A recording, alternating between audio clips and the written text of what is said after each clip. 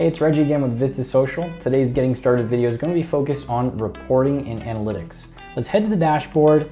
Earlier in this series, we connected our social profiles. Now, it's important to understand that as soon as you connect those profiles, we'll start collecting and gathering the analytics. From there, you'll be able to use our three main reporting features right from the reports area of the dashboard. Right there on the top right-hand corner, you'll see the three main areas. The first one is running reports and really just looking at analytics in general, taking a look at the widgets, graphs, and charts that talk about how your performance on social has been. The second one is scheduling, automating the delivery of those reports. And the third one is building, customizing what will actually be on those reports and creating templates. Let's start by looking at some of our reports. Now make sure to select the right social profiles in the profile filter and we'll click on Run Report. We have 5 main reports to choose from, the first one being the social media performance report. It starts with a cross-channel view, which is really a high-level bird's eye view at your performance across all these different networks like Facebook, Instagram, Twitter. We'll combine things like your audience growth, your engagement, your fans, and even quantity of posts created at these different networks. Now, if you want to drill down, look specifically at, let's say, Instagram, you can select that from right here. And now we're looking just at Instagram. So things like your follower growth, your audience growth over time, frequency of posts, and a ton of other analytics just for Instagram. The other report type we have is your post performance report. And this really looks at everything that you've posted. It looks at how frequently you're posting to different networks, the overall engagement by network, which we can see Instagram plays a really big role for us. And we can look at things like your engagement rate. At the bottom, we have all of your top performing posts during this date range.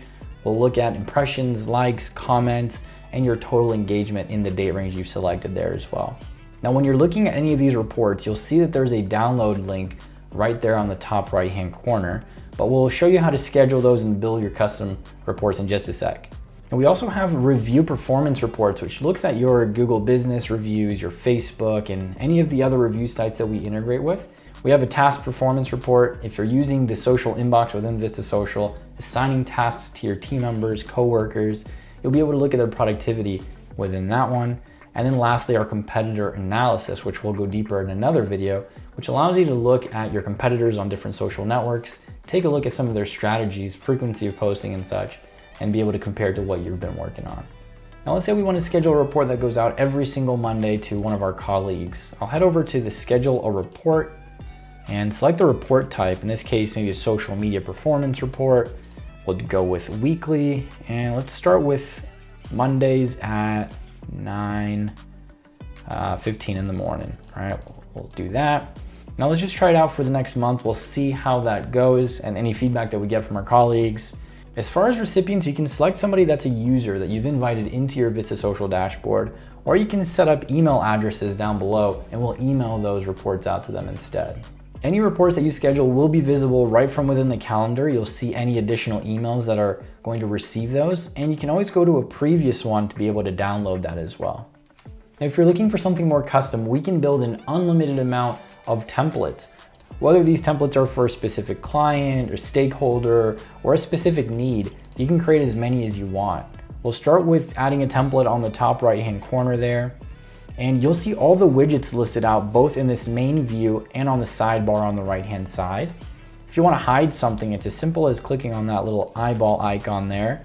And we can even go as far as modifying the heading and subheading if maybe we want to clarify to the specific person we're sending this to. So for example, we might change this over from engagement to say activity. And we can do the same thing over in the subheading as well.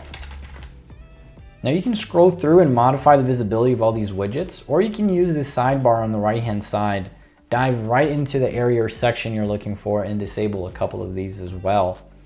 Now, there are some settings that you can turn on and off as well, and I'll bring back this section here. These percent increase and decrease signs, we can actually turn those off within the settings at the top right-hand corner. We can hide all of the hidden sections that we've disabled to have a cleaner sample to look at as well. And we can also hide the sample indicators from the preview too. Now, if we want to get really fancy, we can create a cover page for this template. We can click here on the top right-hand corner. I'll give this a name, weekly report. You can add a logo here, maybe for your client or the brand or the effort that you're going through, and really get as fancy as you want to. Now, when you're ready, we can give this template a name. I'll call this Overview Report and save that as a template. Now, to use the template that you've created, we'll actually schedule a report.